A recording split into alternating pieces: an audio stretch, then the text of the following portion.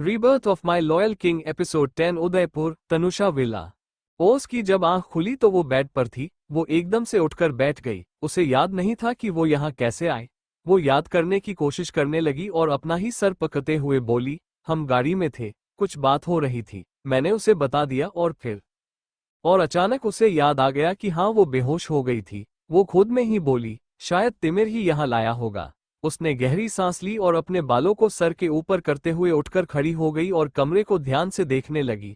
हाँ, इस कमरे में वो काफी वक्त तक रही थी। जब उसका इलाज चल रहा था 4 महीने वो यहाँ बेड पर रही थी। उसके बाद वो यहाँ से चली गई। वो ध्यान से उसे कमरे को देखते हुए इधर उधर घूमने लगी और सोचने लगी, क्या हुआ इन 6 महीना में? वो जेल से बाहर कैसे आया, मुझ तक कैसे पहुंचा, मेरे अतीत के बारे में उसे कैसे पता चला, और इनरा उसकी कजिन कैसे है, वो उसकी क्या लगती है? ओस खुद में ही बड़बड़ा रही थी और इतने में दरवाजा खुला। उसने एकदम से पलटकर देखा तो सामने तिमिर खड़ा था। वो उसे देखकर एक स्माइल के साथ बोला, हेलो जेलबर्ड, आर यू ओके? अब ओस क्या ही बोलती। वो जानती थी तिमिर उसे ताना दे रहा है। उसने अपनी आंखें चढ़ाकर कहा, जिंदगी में तुम जैसा पति हो तो कोई भी कैसे ओके रह सकता है? मेरी पूरी जिंदगी बर्बाद करने के बाद ये वाला सवाल तुम्हें नहीं करना चाहिए। और उसकी बात सुन तिमिर उसकी तरफ कदम बढ़ाते हुए बोला, जुबान बहुत चलने लगी है तुम्हारी, डर खत्म हो गया है तो बढ़ा दूं? ओज एकदम से पीछे होते हुए बोली, कोई जरूरत नहीं है, और वो तुरंत बाथरूम में भाग गई। उसे ऐसे देख तिमिर को हंसी आ गई और ओज जो बाथरूम की तरफ भागी थी उसके हंसने की आवाज सुनकर उसने एकदम से पलट कर देखा। वो अब भी हंस रहा था और ये सच में अजीब बात थी। ओज हैरानी से उसे देखने लगी। कितने वक्त बाद उसने तिमिर को हंसते हुए देखा था, वो भी ऐसे। ये नेचुरल हंसी थी, वो उसकी चाल वाली हंसी नहीं थी। 2 मिनट के लिए तो ओज उसे ऐसे ही देख रही थी और फिर बोली, मैं कहाँ 6 महीने से थी यहाँ, जो इतने दिनों बाद? 2 दिन तो हुए वापस आए यहाँ। वो बाथरूम में चली गई। उसके जाते ही तिमिर ने गहरी सांस ली और उसकी हंसी रोकते हुए बोला, बेवकूफ, हर जाल में फंसना तुम्हारा काम है और तुम्हें फंसाना मेरा। अब मेरा अगला हथियार तुम हो। आशुतोष मित्तल को उसके किए की सजा दिलाने के लिए इससे 2 भले होंगे, एक तुम्हारा एक मेरा। तुम्हें अपने पापा का कातिल मिलेगा और मुझे मेरे बदले का। तिमिर फिर से कोई चाल चल रहा था। शायद इस बार उसका निशान ओज नहीं आशुतोष मित्तल था, पर फिर भी मोहरा तो फिर से ओज ही बन रही थी। कुछ देर बाद जब ओज बाथरूम से बाहर आए फ्रेश होकर अपने कपड़े चेंज करके, तो उसने देखा तिमिर वही एक तरफ अपनी स्केचबुक लिए बैठा उसमें स्केच बना रहा था। ओज बिना उसकी तरफ ध्यान दिए कमरे में लगे आईने के सामने जाकर खड़ी हो गई। उसने खुद को देखा। कल उसकी शादी हुई थी। हाथों में पैरों में अब भी मेहंदी लगी हुई थी और चेहरे पर अब भी निखार था। उसने अब भी क्रीम कलर का सूट पहना हुआ था। गले में वही दो दो मंगलसूत्र डाले हुए थे। बस अब चेहरे पर थोड़ी सी थकान थी और वो खुद में ही बोली, शादी कितना अच्छा रिश्ता होता है। कितनी खुश होती है लड़कियां कि उनकी शादी होने वाली है, उनकी नई जिंदगी शुरू होने वाली है। और यहाँ मैं शादी नाम के जंजाल में 2 बार फांसी और दोनों बार अपने आप को बर्बाद ही किया है मैंने। उसने गहरी सांस ली और पीछे पलटकर तिमिर की तरफ देखा। उसका ध्यान अब भी अपने स्केच पर था और इतने में उसका फोन बजा। उसने स्केचबुक साइड में रखी और अपना फोन उठाया। सामने वाले ने पता नहीं क्या कहा और वो कौन था। तिमिर अपनी जगह से उठा और बोला, आ रहा हूं, और वो वहां से निकल गया। उसके जाते ही ओज ने गहरी सांस ली और बोली, अब सुकून आएगा मुझे। वो जाकर वहीं पर बैठ गई जहां कुछ देर पहले तिमिर बैठा था, और पता नहीं उसे क्या सूझा। उसने तिमिर की वो स्केच बुक ली और उसे देखने लगी। ओज ने उस स्केचबुक का फर्स्ट पेज ही खोला था और आंखें हैरानी से बड़ी हो गई। ये उसी का स्केच था और वो भी बनारस वाला। बनारस में आसपास गंगा घाट का नजारा बनाया हुआ था और वो पानी के बीच खड़ी थी अपने हाथ जोड़े और आंखें बंद किए।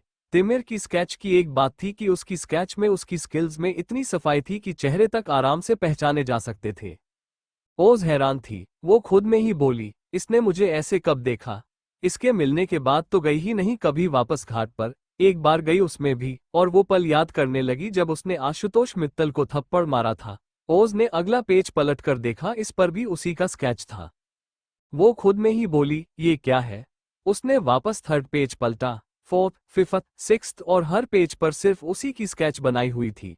वो खुद में ही बोली, इसे अलग ही ऑब्जेशन है मेरे चेहरे का। वो सारे स्केच देखने लगी। सारे स्केच उसके थे, अलग अलग टाइम के, अलग अलग मोमेंट के। ऐसा लग रहा था जैसे तिमिर ने सारे मोमेंट्स भी कैद किए हुए थे। वो खुद में ही बोली, मुझे कैद करके सुकून नहीं मिला तो उन पलों को कैद कर लिया जिनमें मैं बीती हूँ। वो धीरे धीरे आगे बढ़ रही थी और लास्ट के कुछ स्केच उसने देखे वो हैरान रह गई। ये तब के स्केच थे जब वो राजावत फैमिली में थी और वहां तो तिमिर था भी नहीं। वो खुद में ही बोली, 1 मिनट इसे पता था कि मैं राजावत विला में हूँ, तो ये आया क्यों नहीं? वो खुद में ही सोचने लगी और फिर लास्ट स्केच की तरफ आ गई। ये वो स्केच था जिसमें अभी अभी वो आईने के सामने खड़ी खुद को देख रही थी। ओज ने अपना सिर पकड़ लिया और बोली, इसे क्या फ्यूचर देखना भी आता है? इसे कैसे पता चला कि मैं अभी आकर आईने के सामने खड़ी रहूंगी? इसने तो हुबहू वही स्केच बनाया जैसे मैं खड़ी थी। उसने अपना ही सिर पीट लिया और बोली, मैं भी क्या बोल रही हूँ? वो तिमिर धनराज गिल है, उसे मेरे हर मूव की खबर रहती है, पता नहीं कैसे। उसने वो स्केच बुक लेकर वापस साइड में रखी और बोली, मुझे तो समझ में नहीं आता ये इंसान मुझसे चाहता क्या है। मुझसे शादी की, मुझे टॉर्चर किया और अब भी मुझे शादी करके वापस लेकर आया है। जाने क्यों नहीं दे रहा है मुझे? क्या मिल जाएगा इसको ये सब करके? वैसे भी मैं इसका कौन सा काम कर रही हूँ? ना तो मैं इसके कोई काम आ रही हूँ, ना ही है मेरा कोई काम करने दे रहा है। फिर क्यों? ओस पूरी तरह फ्रस्ट्रेटेड थी क्योंकि उसे वजह ही नहीं पता थी कि उसकी इस कैद में रहने की वजह है क्या। ना तो कभी तिमिर ने उसे बताया था कि उसने क्यों कैद कर रखा है, ना ही वो उसे कभी आज़ाद होने देना चाहता था। यहाँ पर ओज उलझ कर रह चुकी थी, क्योंकि जब उसने कहा था कि क्या तिमिर में उसे थप्पड़ के लिए फंसाया है, तब तिमिर ने कहा था कि इसका भी बदला लूंगा, यानी ये वो वजह नहीं थी जिसकी वजह से तिमिर के जाल में वो फंसी थी। फिर कौन सी वजह थी? वो फ्रस्ट्रेटेड थी और उसने वापस से वही स्केचबुक उठा लिया। पेन अब भी वहीं पर पड़ी थी और पता नहीं उसको क्या सूझा। वो खुद भी स्केच बनाने लगी और वो स्केच भी किसी और का नहीं तिमिर का खुद का ही बना रही थी। पता नहीं क्यों पर उसके दिमाग में बस यही चल रहा था। वो स्केच बनाते हुए भी बड़बड़ाए जा रही थी, पता नहीं किस गलती की सजा मिली है महादेव, आपको यही इंसान मिला था हमारी जिंदगी में लाने के लिए? क्या बिगाड़ा था मैंने आपका जो इस इंसान से मेरी शादी करवा दी? वो भी एक बार नहीं दो दो बार। मुझे तो अब समझ में नहीं आता कि क्या जिंदगी भर मुझे इसी के साथ रहना है। मतलब मैंने हर कोशिश कर ली, मैंने निकालने की कोशिश कर ली, मैंने लड़ने की कोशिश कर ली, मैंने हारने की कोशिश भी कर ली, पर ये इंसान है कि मेरा पीछा नहीं छोड़ता। बेताल भी विक्रम की पीठ पर इतने टाइम तक नहीं बैठा होगा जितने टाइम तक ये मेरे सिर पर बैठा है। पता नहीं जिंदगी भर बैठने का इरादा है इसका या फिर ये मुझे छोड़ेगा भी। उदयपुर, तनुषा विला। शाम का वक्त हो चुका था जब तिमिर घर आया तो उसकी नज़र सीधा सोफे पर सो रही ओस पर चली गई। उसके हाथ में अब भी वो स्केच बुक थी और वो बैठे बैठे ही सो रही थी। तिमिर को ये थोड़ा अजीब लगा पर उसके चेहरे पर स्माइल भी आ गई। उसने जाकर सीधा ओस की गोद से वो स्केच बुक उठाई और देखने लगा। ओस ने उसी का स्केच बनाया था। ये देखते हुए ही तिमिर के चेहरे के भाव बदल गए। उसने एकदम से वापस वो स्केचबुक ओज की तरफ फेंकी तो ओज एकदम से डर कर उठी और एकदम से बोली, कौन है, कौन है? तिमिर वैसे ही बोला, तुम्हारा पति है, तुम्हारा पति है। ओज ने उसे नजर उठाकर देखा और घूरते हुए बोली, तो ये कौन सा तरीका है पति का उठाने का? ऐसे कौन डरता है? तिमिर ने उसे कोई भी जवाब नहीं दिया और स्केच की तरफ इशारा करते हुए बोला, इसे सुधारो, ना नाक सही से बनी है ना कान सही से बनाए हैं। जैसे ही ओज ने एकदम से स्केच बुक उठाई और वो स्केच देखने लगी जो उसने तिमिर का ही बनाया था, वो बोली, इसमें क्या गलत है? ये तो काफी अच्छा बना है, देखो बिल्कुल तुम्हारी तरह। इस बार तिमिर ने उसे घूरा और वैसे ही बोला, टीचर तुम हो या मैं हूं? ओज ने सिर नीचे कर लिया और धीरे से बोली, तुम? तो वो वैसे ही बोला, यश, और जो मैंने कहा है वो करो। मुझे इसमें गलतियां दिख रही है, मतलब इसमें गलतियां हैं, वापस बनाओ और ध्यान से बनाओ। कान ठीक से बनना चाहिए, नाक ठीक से बनना चाहिए और चेहरा ऐसा बनाओ कि एक्सप्रेशन साफ दिखे, पता चले कि सामने वाला गुस्से में लग रहा है, उदास है, खुश है या क्या है। तुम्हारे इस स्केच में सिर्फ और सिर्फ एक तस्वीर है जिस पर कोई एक्सप्रेशन नहीं है, समझ में आ रही है बात? ओज ने सर उठाकर उसे देखा और बोली, तो तब तो मैंने बिल्कुल ठीक बनाई है। तुम्हारे चेहरे पर कौन से एक्सप्रेशंस रहते हैं? हमेशा तो ऐसा ही मुंह बनाए रखते हो। तिमिर ने उसे घूरा और बोला, जुबान ज्यादा नहीं चलने लगी है तुम्हारी? मेरे साथ सिर खपा रही हो? ओज एकदम से खड़ी हुई और बोली, अब जब जिंदगी भर तुम्हारे साथ ही रहना है तो क्यों ना खपाऊं सिर? किसी और के पास जाऊं क्या? उसकी बात सुन तिमिर के चेहरे पर एक इविल स्माइल आ गई और वो वैसे ही बोला, इसका मतलब तुमने एक्सेप्ट कर लिया है कि तुम्हें जिंदगी भर मेरे ही साथ रहना है? ओज अब भी उसे घूर रही थी और वैसे ही बोली, कोई और तरीका छोड़ा है तुमने मेरे पास? भागने की कोशिश की, चली भी गई थी मैं, पर तुम फिर से पकड़ कर ले आए। तो अब मेरे पास एक सीधा सा ऑप्शन यही है कि मैं जिंदगी भर तुम्हारे साथ हूँ। और इसका ये मतलब नहीं कि तुम जिंदगी भर मेरे साथ टॉर्चर करते रहोगे। मैं भी करूंगी और तुम्हारी आदतें सुधार के रहूंगी। उसके ऐसी बातें सुन पता नहीं क्यों तिमिर को हंसी आ रही थी, और वो वैसे ही अपनी हंसी रोकते हुए बोला, और तुम्हें सच में लगता है कि तुम मुझे बदल सकती हो? ओज ने हाँ में सिर हिलाते हुए कहा, जब तक कैदी थी तब तक नहीं, पर अब जब बीवी बनी हूं तो हाँ, और मैं तुम्हें सच में बदल दूंगी, देख लेना। उसने अभी ये कहा ही था कि तिमिर ने एकदम से उसकी कलाई पकड़कर मरोड़ते हुए उसकी पीठ पर लगाकर कहा, तिमिर धनराज गिल को बदलने वाला इस दुनिया में नहीं रहा, और तुम उसके सामने खड़ी होकर ये दावा कर रही हो कि तुम उसे बदल दोगी? उसके ये करने से ओज को दर्द तो बहुत हो रहा था, पर वो फिर भी अपने मुंह से एक लफ्ज का निकलते हुए वैसे ही गुस्से में बोली, ये जो हरकतें हैं ना तुम्हारी, ये ज्यादा वक्त तक नहीं चलेगी। हर चीज की एक आदत लगती है, और जब मैं अपनी आदत लगवाना शुरू करूंगी ना, तो तड़पोगे। जैसे ही उसने ये कहा कि तिमिर ने एकदम से उसे वापस अपनी तरफ पलटते हुए कहा, मुझे तड़पाने की बातें कर रही हो? अपने परिवार के लिए इतने टाइम कौन तड़प रहा था? ओज ने इस बार भी वैसे ही उसकी आंखों में देखते हुए कहा, जो हुआ इसलिए हुआ कि इस रिश्ते को मैंने एक्सेप्ट नहीं किया था। पर अब जब मैं इस रिश्ते को एक्सेप्ट कर रही हूं तो तुम्हारी कुछ आदतें मैं एक्सेप्ट करने को तैयार हूं, पर हर आदत में एक्सेप्ट करूं ये जरूरी नहीं। अब जब मैं इस रिश्ते को एक्सेप्ट कर लिया है तो तुम्हारा भी फर्ज बनता है कि कुछ चीज तुम मेरे लिए बदलो, और अगर इतना भी नहीं कर सकते ना तो फिर मुझे आजाद कर दो, क्योंकि हर चीज में हर बार मैं नहीं झुक सकती। तिमिर ने एकदम से उसे छोड़ा और बोला, तुम्हें ऑप्शन नहीं दिया था, तुम्हारे पास यही एक रास्ता था, और यही एक रास्ता है कि तुम चाहो या ना चाहो तुम्हें ये रिश्ता एक्सेप्ट करना ही पड़ेगा तुम्हें, और तुमने किया है, तो अब तुम ही झुकोगी और तुम ही बदलोगी। ना तो मैं झुकाने वाला हूं ना ही मैं बदलने वाला हूं। रही आदत की बात, तो रहते रहते तुम्हें इन सारी चीजों की आदत हो जाएगी, समझ आ जाएगा कि तिमिर धनराज गिल आखिर है क्या, और तब तुम्हारे मुंह से ये बदलाव की बातें नहीं निकलेगी। उन दोनों की बहस अब भी जारी ही थी। आज पता नहीं क्या हुआ था कि ओज भी तिमिर की आंखों में देखने से डर नहीं रही थी, वो भी उसे लगातार घूर रही थी, और ये चीज तिमिर को कुछ अलग ही एहसास कर रही थी। वो उसकी आंखों में देखते हुए ही बोला, इंटरेस्टिंग। वो 2 कदम पीछे हुआ और बोला, इतना इस शौक है ना रिश्ते एक्सेप्ट करने का, तो जाकर पहले उन रिश्तों को खत्म करो जो बेजान हो चुके हैं। ये सुनते ही ओस के चेहरे के एक्सप्रेशंस बदल गए। वो समझ चुकी थी कि तिमिर क्या कहना चाहता है, और वो वैसे ही पर शांत आवाज में बोली, वो मेरा मैटर है, उससे दूर रहो। पर जैसा कि उसने सोचा था, सामने से तिमिर की तरफ से उसे वही जवाब मिला, तुमने ये रिश्ता एक्सेप्ट किया है ना, तो अब जो तुम्हारा वो तुम्हारा मैटर था, पर अब वो मेरा भी मैटर है। ओज अब शांत हो चुकी थी, पर उसकी नजर अब भी नीचे नहीं हुई थी, और वो वैसे ही बोली, चाहते क्या हो तुम? उस इंसान को मैंने सबके सामने थप्पड़ मारा, ये क्या कम है जो अभी तुम्हें कुछ और करवाना है? तिमिर ने ना में सिर हिलाया और कहा, थप्पड़ तुमने इसलिए मारा था क्योंकि मैं चाहता था, पर अब तुम्हें वो थप्पड़ फिर से मारना है क्योंकि तुम चाहती हो। ओज उसे हैरानी और सवालिया नजरों से देख रही थी, और तिमिर वैसे ही बोला, पता नहीं तुम किस तरह की इंसान हो।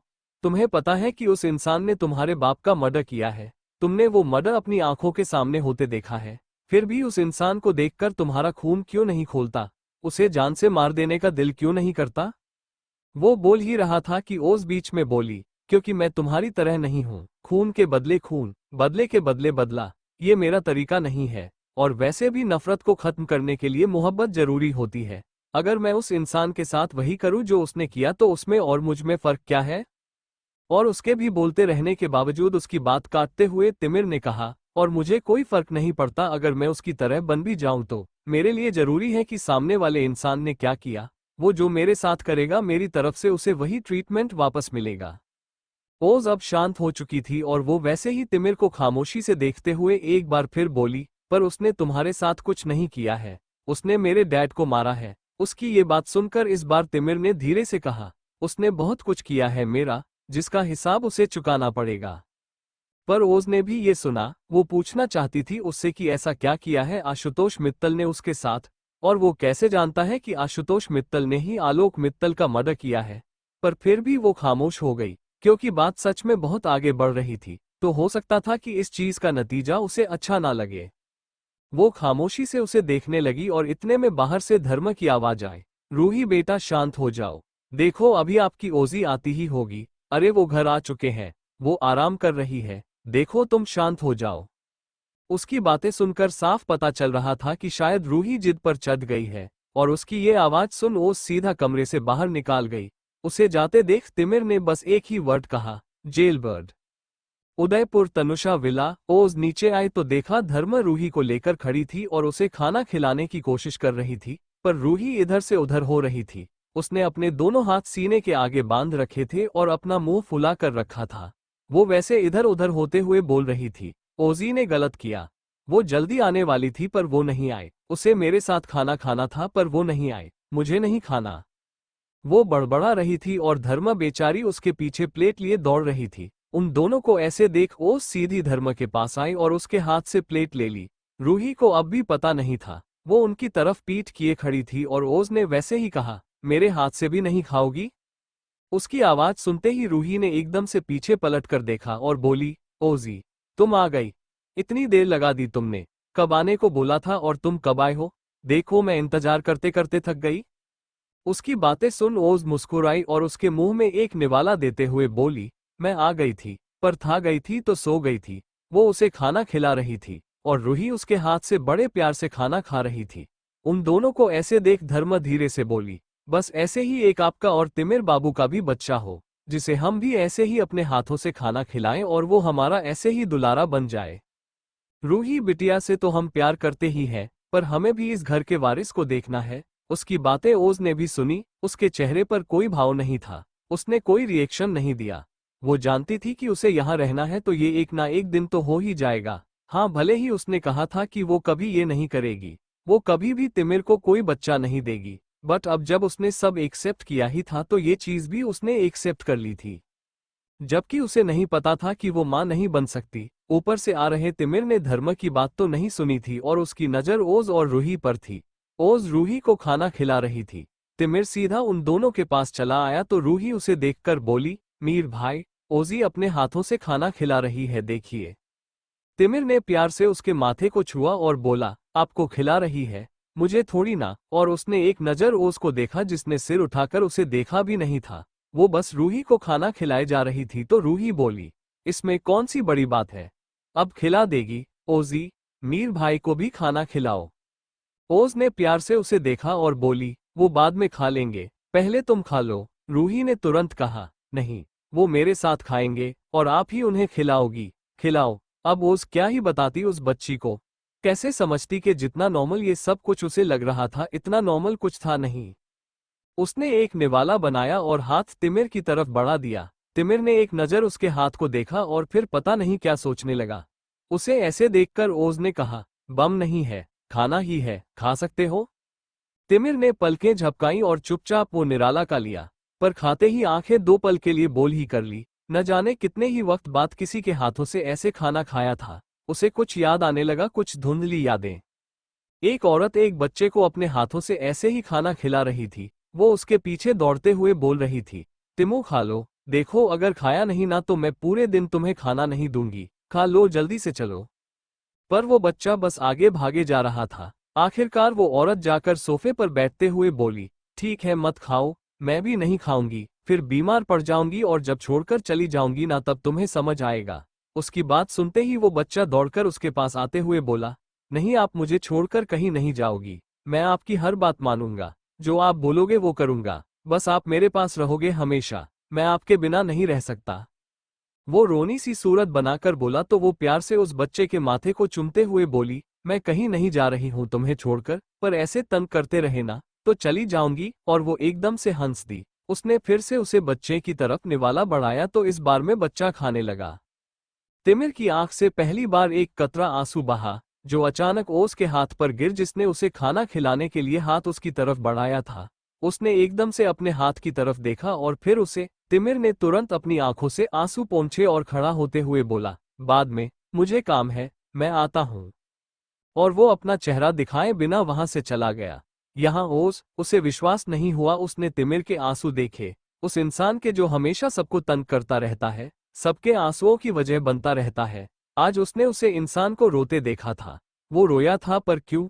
ओज अब भी उस तरफ देख रही थी जहां से तिमिर गया था।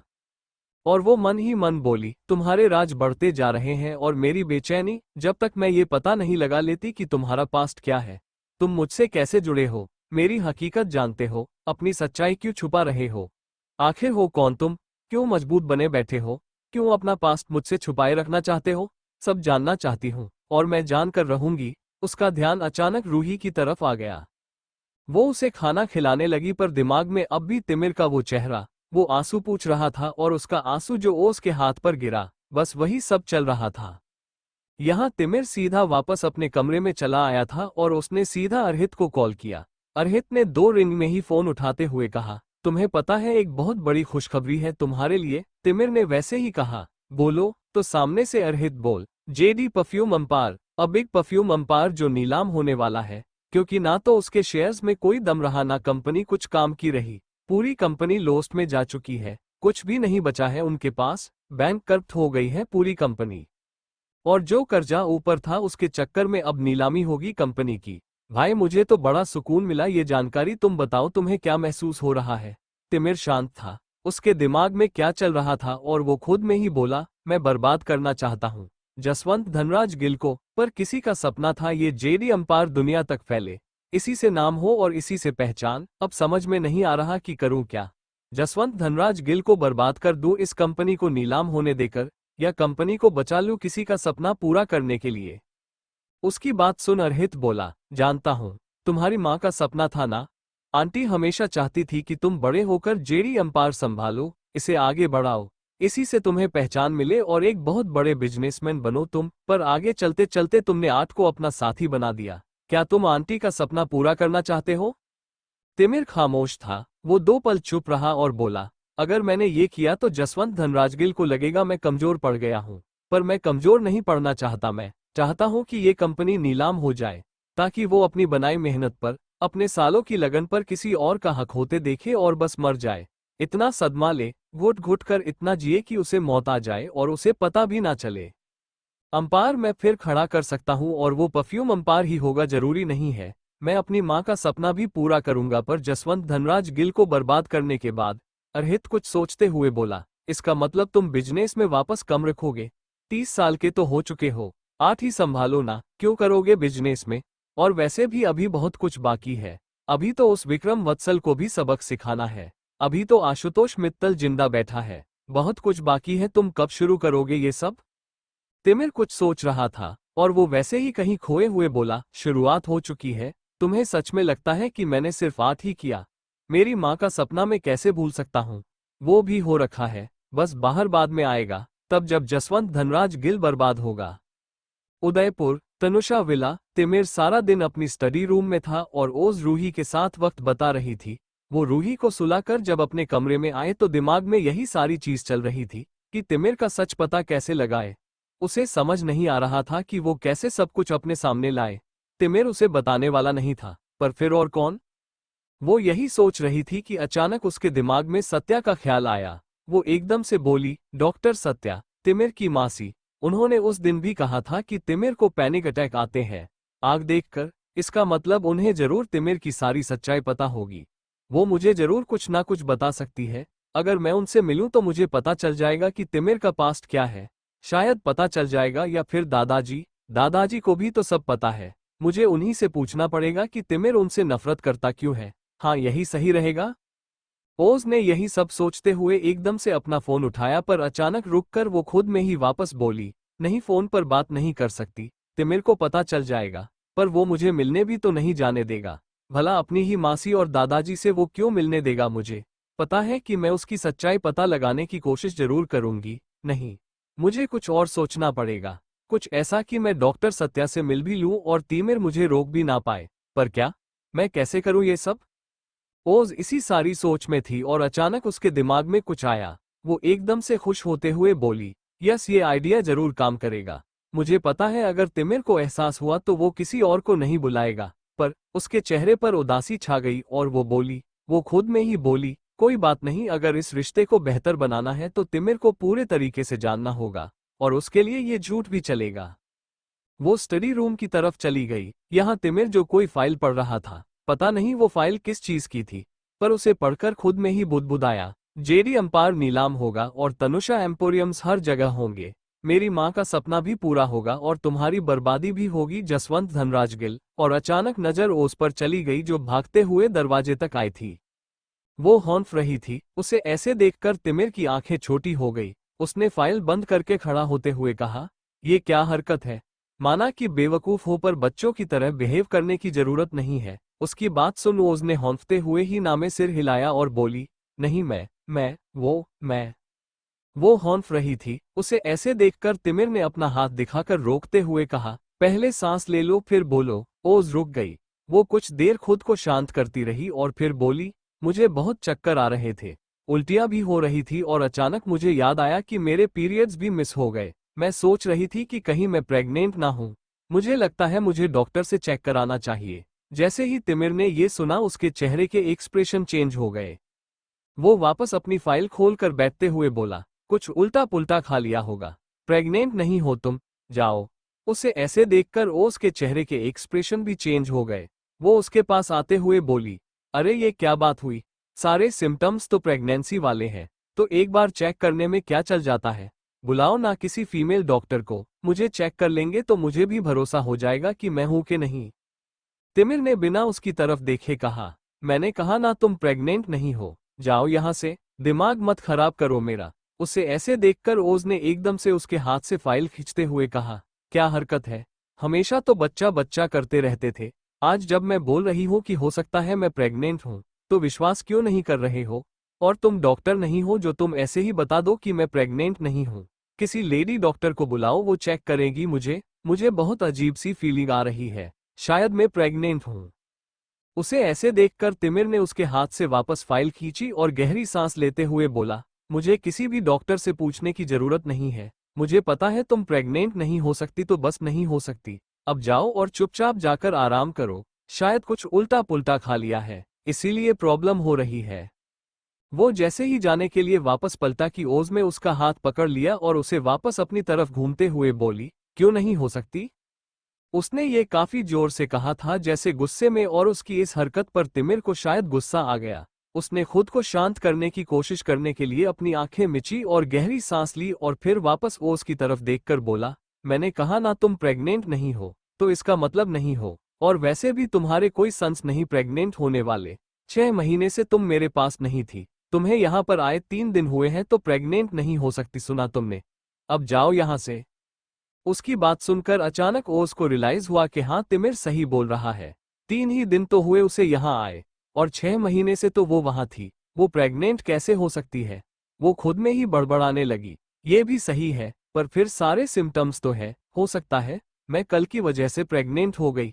तुमने भी तो एक बार कहा था ना कि एक ही बार में मैं प्रेग्नेंट हो सकती हूँ। तिमिर को वो पल याद आ गया जब सत्या ने उसे सारी चीजें कही थी और उन्हीं को ध्यान में रखकर तिमिर में ये सब कुछ कहा था, और वो सब कहा था, पर तब ओज ने ही उससे कहा था कि ऐसा नहीं हो सकता। अगर वो एक बार में प्रेग्नेंट हो भी गई तो ये चीज पता लगाने में कम से कम 1-2 महीना लग जाएगा। उसे ओज की बातों से गुस्सा आ रहा था और अब उसका गुस्सा बाहर हो चुका था। उसने अपनी मुट्ठी कसकर टेबल पर दे मेरी और बोला, मैंने कहा ना नहीं हो सकती प्रेग्नेंट तुम। नहीं है तुम्हारा यूट्रस इतना मजबूत कि तुम एक बच्चे को अपनी कोख में रखो। नहीं बन सकती तुम कभी माँ, इसलिए नहीं हो तुम प्रेग्नेंट। सो चुपचाप जाओ यहाँ से। उसने गुस्से गुस्से में ये बोल दिया था, पर ओज जिसने ये सब सुना वो हैरानी से तिमिर को देखने लगी और अचानक से तिमिर को एहसास हुआ कि उसने गुस्से में ओज को सच्चाई बता दी जो उसने अभी तक छुपा कर रखी थी। ओ से हैरानी सी आंखें फाड़े देखते हुए बोली, क्या कहा तुमने? मैं कभी मां नहीं बन सकती। तिमिर कुछ भी नहीं बोला। उसने बस अपनी नजरें वापस फाइल में गधाई और ओस को इग्नोर करते हुए बोला, कुछ भी नहीं कहा है मैंने, जाओ यहां से। ओस को अब रोना आ रहा था, उसकी आंखों में आंसू आ गए। वो एकदम से तिमिर को अपनी तरफ पलते हुए बोली, नहीं मुझे जानना है, तुमने क्या कहा? तुमने क्यों कहा कि मैं कभी मां नहीं बन सकती? मेरा यूट्रस इतना मजबूत नहीं है। क्या मतलब था तुम्हारा? क्या कहना चाहते हो तुम, प्लीज क्लियर बताओ। तिमिर कुछ भी नहीं बोल रहा था और ओज उसके हाथों को अपने हाथों में लेकर लगभग रोते हुए बोली, प्लीज बताओ ना, तुमने क्यों बोला? मैं क्यों मां नहीं बन सकती? वो बार बार एक ही बात बोल रही थी और तिमिर को गुस्सा आ रहा था। उसने एकदम से ओज के हाथों से अपने हाथ छुड़ाए और चिल्लाते हुए बोला, हाँ नहीं बन सकती तुम मां, कभी मां नहीं बन सकती तुम, तुम्हारा यूट्रस कमजोर है, एक बच्चे के वेट को हैंडल नहीं कर सकता। अगर तुम प्रेग्नेंट हो गई तो तुम मर जाओगी। डॉक्टर ने साफ मना किया है कि तुम प्रेग्नेंट नहीं हो सकती, इसलिए प्रेगनेंसी के और बच्चों के ख्याल दिमाग से निकाल दो। उस एक्सीडेंट में तुमने मां बनने की ताकत खो दी है। वो गुस्से में बोल रहा था, पर कुछ तकलीफ उसके चेहरे पर भी देखी जा सकती थी और उसकी बातें सुनकर ओस की आंखों से आंसू बहने लगे। वो रोते हुए तिमिर को सिर उठाए देख रही थी और तिमिर गुस्से में था। वो रही चाहता था ओस को कुछ भी बताना। वो सोच रहा था 5-6 साल तक अगर वो प्रेग्नेंट नहीं भी हो सकी तो कोई बात नहीं, वो लोग बाद में ट्राई कर लेंगे और अगर ये नहीं हो सकता तो वो अडॉप्ट कर लेंगे बच्चे को या फिर सरोगेसी से बच्चा ले लेंगे। बट उसे कोई प्रॉब्लम नहीं थी कि वो कभी मां नहीं बन सकती। पर वो जानता था कि जब उसको ये चीज पता चलेगी तो उस पर क्या बीतेगी, इसलिए वो नहीं बता रहा था। पर आज उसके सामने सच्चाई थी। वो रोते हुए कदम पीछे लेने लगी और तिमिर खुद को शांत करते हुए बोला, ओज मेरी बात सुनो। पर ओज अब भी कदम पीछे ले रही थी। वो जमीन की तरफ देखते हुए बड़बड़ाए, प्रेग्नेंट नहीं हो सकती, बस ऐसे ही बोला था, और पीछे कम लिए जा रही थी। उसने ध्यान नहीं दिया और अचानक जैसे ही गिरने को हुई कि तिमिर ने एकदम से उसे पकड़कर अपनी तरफ खींचा और उसे गले लगा लिया। ओज हटी नहीं, वो रोने लगी। उसने तिमिर की शर्ट को मुट्ठी में भर लिया और बस रोते हुए बड़बड़ाने लगी, मैं मां नहीं बन सकती, मैंने तो बस गुस्से में कहा था। आपने मेरी बद्दुआ सर कर दी महादेव, क्यों किया आपने ऐसा?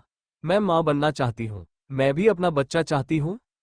ओज रो रही थी और तिमिर बस उसे कस के अपनी बाहों में भारे खड़ा था। वो उसके बालों में अपना हाथ फेर रहा था, जानता था इस वक्त वो ओज को शांत नहीं करवा पाएगा, इसलिए बस चुपचाप उसे संभाल रहा था। पता नहीं क्यों आज उसे भी तकलीफ हो रही थी ओज के आंसुओं से, उसकी तकलीफ से। ये क्या था उसे पता नहीं, पर वो ओज को ऐसे नहीं देखना चाहता था। शायद इसी चीज के डर से तो उसने अब तक ओज से ये बात छुपा रखी थी, पर आज यही चीज उसके सामने हो रही थी जो उसे तकलीफ दे रही थी। उदयपुर, तनुषा विला। तिमिर बुकशेल्फ से अपनी पीठ लगाए जमीन पर बैठा था और ओज उसके गले लगे अब भी रो रही थी। वो रोते रोते शायद सो भी चुकी थी, पर सिसकियां अब भी जारी थी। वो हिचकियां तिमिर को अब भी सुनाई दे रही थी। वो बस धीरे धीरे उसके बालों में हाथ घुमाए जा रहा था। ओज ने उसे और उसने ओज को कसके गले लगा रखा था। पता नहीं तिमिर के दिमाग में क्या चल रहा था।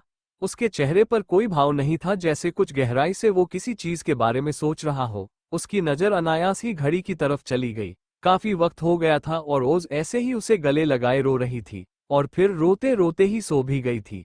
तिमिर ने हल्का सा उठने की कोशिश की तो देखा ओज ने उसकी शर्ट की कॉलर को अपनी मुट्ठी में भर रखा था। वो 2 पल रुका और ओज के चेहरे को देखते रहा। उसके चेहरे पर नींद में भी तकलीफ साफ देखी जा सकती थी। आंसू सूख चुके थे पर आंखें हल्की सूजी हुई थी। पता नहीं क्यों उसके ऐसे चेहरे को देखकर तिमिर के दिल में टिस्सी उठ रही थी।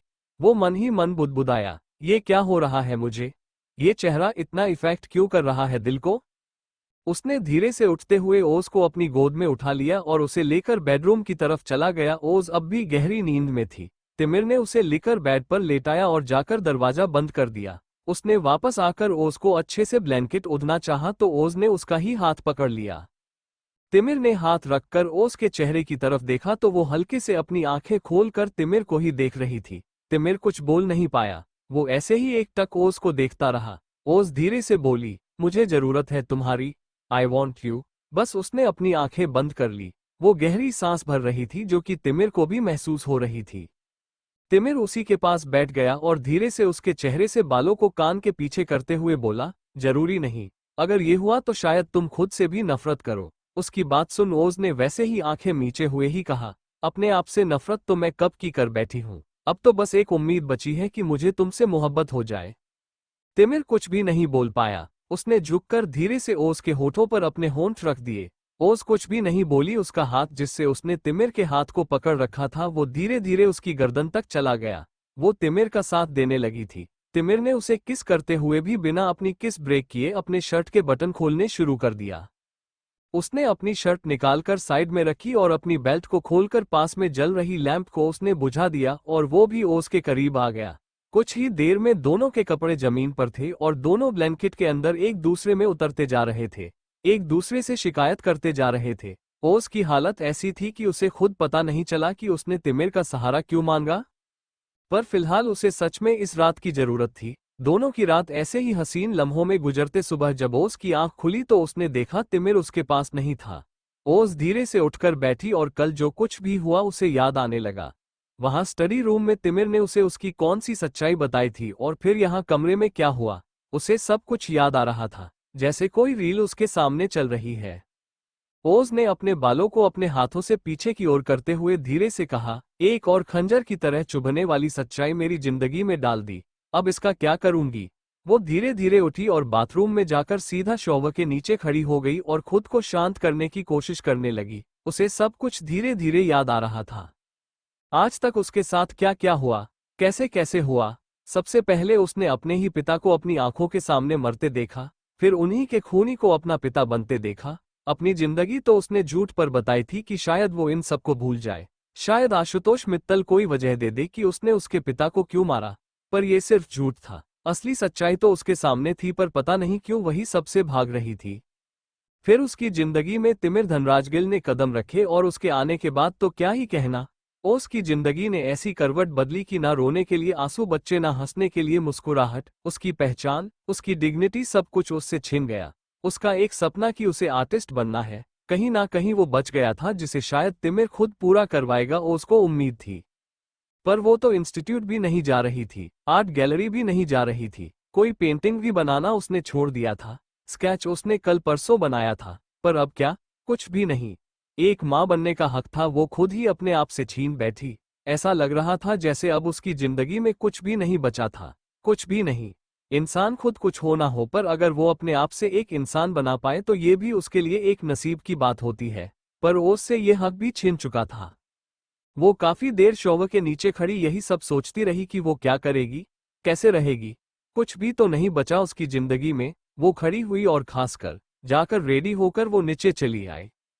तिमिर और रूही दोनों एक साथ बैठे थे, दोनों नाश्ता कर रहे थे और तिमिर फोन पर किसी से बात करवा रहा था रूही की, और रूही फोन पर ही बोल रही थी, मैं वापस आ जाऊंगी माम्मा, मुझे भी अब आपके पास रहना, मैं बहुत टाइम से ओजी के साथ थी, अब मैं आपके साथ रहूंगी। हाँ ठीक है। और उसने ये कहकर फोन तिमिर को वापस दे दिया। तिमिर ने फोन रखा और नजर सीधा ओज की तरफ चली गई। ओज ने एकदम से नजरें चुरा ली। ओज भी उन दोनों के पास आई और रूही के पास वाली चेयर पर बैठ गई तो रूही ने कहा, ओजी माम्मा का फोन आया था, मैं उनके पास बनारस वापस जा रही हूँ। पापा कुछ कुछ ठीक है, वो उन्हें घर लेकर आई, इसलिए उन्होंने बोला है कि अब मैं वापस आ सकती हूँ। उसकी बातें सुनकर ओज ने तिमिर की तरफ देखा तो तिमिर ने कहा, उनकी बात हुई थी मुझसे, उनका कहना है कि वो घर पर है तो वो रूही को संभाल सकती है, हम रूही को वापस छोड़ जाएं। ओज कुछ भी नहीं बोली और धर्मा ने उसके लिए भी लाकर नाश्ता लगा दिया। तीनों चुपचाप नाश्ता कर रहे थे। ओज दिखाने के लिए तो खाना खा रही थी, पर उसकी हलक से ये खाना कैसे उतर रहा था ये वही जानती थी। एक तो वो माँ नहीं बन सकती और अब जो एक बच्ची उसकी जिंदगी में थी अब वो भी वापस जा रही है। वो भले ही उसकी बहन थी पर उसकी बेटी से कम तो नहीं थी। दोनों की उम्र का फैसला बता रहा था कि दोनों में बेहद प्यार था। पर अब क्या रूही भी वापस जा रही थी? अब फिर उसे तिमिर के साथ इस घर में रहना था, उस इंसान के साथ जिसके साथ उसका ताल्लुक होकर भी नहीं था। ओज ने अपनी आंख पर आया आंसू हाथ से पूछा और चुपचाप खाना खाने लगी। खाना खाने के बाद तिमिर उठकर अपने स्टडी रूम में चला गया और ओज अभी सोच रही थी। उसे नहीं पता था कि उसे अब क्या करना है, और पता था तो एक सच। वो चुपचाप उठकर तिमिर के पीछे चली गई। तिमिर जो अभी अभी स्टडी रूम के अंदर आया था, उसने अपने पीछे आहट महसूस की तो मुड़कर पीछे देखा तो ओज उसके सामने खड़ी थी। वो धीरे से बोली, मुझे बात करनी है तुमसे। वो चुप ही रहा तो वो समझी गई कि अपनी बात जारी रख सकती है। वो वैसे ही उसके सामने आकर खड़े होते हुए सिर झुकाकर बिना उसकी तरफ देख बोली, तुम्हारा कॉन्ट्रैक्ट जिसमें देखा था मैंने, एक बच्चा देने के बाद मुझे यहाँ से जाना पड़ेगा। पर अब जब मैं तुम्हें बच्चा दे ही नहीं सकती तो मैं यहाँ से जाना चाहती हूँ अपनी बहन के साथ वापस अपने घर।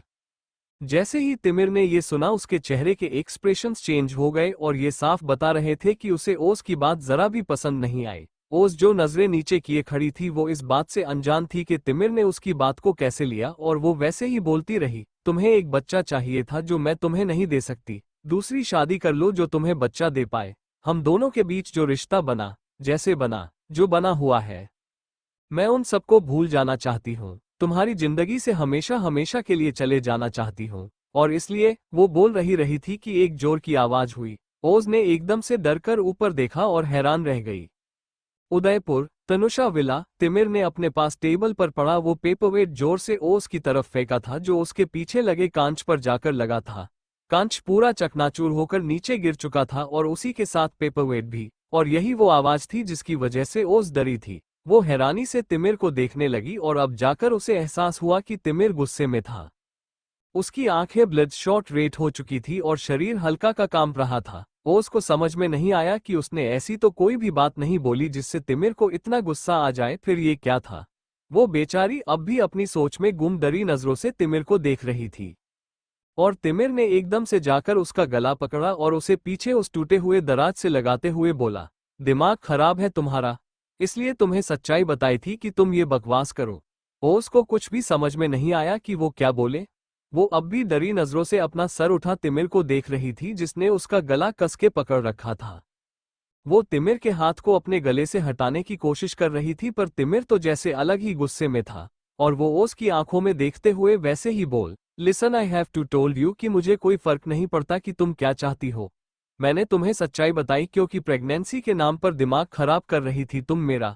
बट मैंने कहीं पर भी ये नहीं कहा कि तुम यहाँ से जा सकती हो और ना ही कभी कहूंगा। ये मत सोचना कि तुम प्रेग्नेंट नहीं हो सकती तो तुम्हें आज़ादी मिल चुकी है, क्योंकि वो तो तुम्हें किसी हाल में नहीं मिलेगी। And this is promise jailbird. उसके मुंह से इतने दिनों बाद अपने लिए ये नाम सुनकर ओज हैरान थी। हाँ, वो जब यहाँ आई थी तब भी तिमिर ने इसी नाम से उसे पुकारा था, पर बीते 2 दिनों में पहली बार ऐसा हुआ था कि तिमिर ने उसे उसका खुद का नाम ओज लेकर बुलाया था, उसे जेलबर्ड नहीं कहा था। बट आज फिर वो उसे जेलबर्ड कह रहा था। तिमिर उसे ऐसे देखकर एकदम से झटके के साथ छोड़ते हुए बोला, हैरानी हो रही है, बट यू नो वॉट, यही तुम्हारी हकीकत है। जेलबर्ड हो तुम मेरी कैदी, और कैदियों के साथ अच्छा सुलूक होने लगे इसका मतलब ये नहीं होता कि वो कैदी नहीं रहे। मैं तुम्हारे साथ कैसे भी बिहेव करूं ये चीज कभी नहीं बदलेगी कि तुम मेरी कैदी हो और तुम मेरी मर्जी के बिना यहां से नहीं जा सकती। तुमने सोच भी कैसे लिया कि मैं तुम्हें यहां से जाने दूंगा?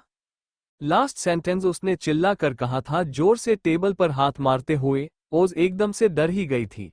उसकी आंखों से आंसू बहने लगे और उसने डर के मारे एकदम से अपनी पलकें भींच ली। उसे ऐसे देखकर तिमिर उसके चेहरे को बस गौर से देखने लगा। उसके मुंह से कोई शब्द नहीं निकला। वो बस हैरानी से पता नहीं किस सोच में डूबा ओज के उस चेहरे को देख रहा था। कुछ था जो उसे बोलते नहीं दे रहा था, शायद ओज के आंसू जो उसे इफेक्ट कर रहे थे, शायद ओस का वो इफेक्ट कर रहा था और ये चीज उसे और ज्यादा गुस्सा दिला रही थी। वो अनजान था अपने एहसासन से कि उसे ये सब हो क्या रहा था। उसने एकदम से ओस के पीछे उस टूटे कांच की जगह पर जोर से हाथ मारते हुए कहा, गेट लॉस्ट। ओस एकदम से डर गई और सीधा वहां से बाहर निकल गई। उसके जाते ही तिमिर ने महसूस किया उसके हाथ में खून आ रहा है। हाँ, वो जो बचा उस कबर्ड में लगा था वो उसके हाथ में घुस गया था। तिमिर ने उस हाथ को देखा, उस खून को देखा। उस खून को देखते हुए ही वो किसी सोच में रुक गया और वैसे ही बोला, आई लव ब्लड, मुझे खून से एक अलग ही मोहब्बत है। इसे देखते ही मैं पागल हो जाता हूँ और इसे देखने की तलब बढ़ने लगती है।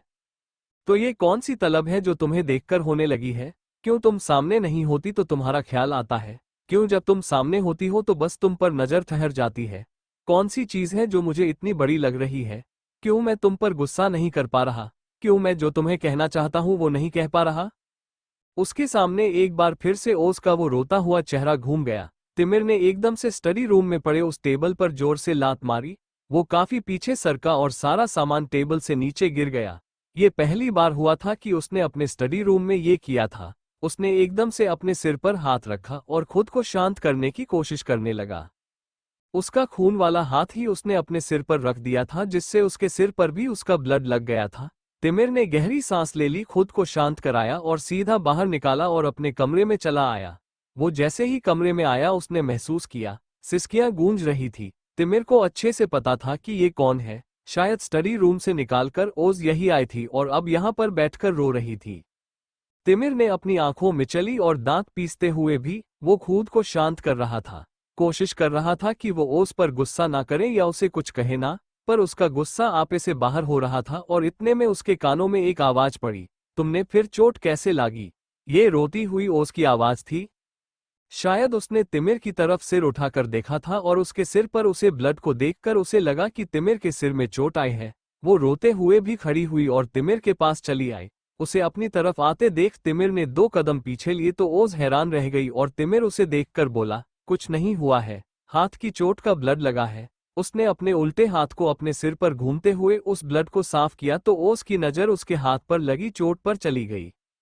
काफी डीप कट आया था उसकी हथेली पर, बीचों बीच में जैसे कोई लकीर ही हो। उसने एकदम से उसका हाथ अपने हाथ में लेते हुए कहा, इतना बड़ा कट, गहरी भी लग रही है ये चोट, क्या किया तुमने?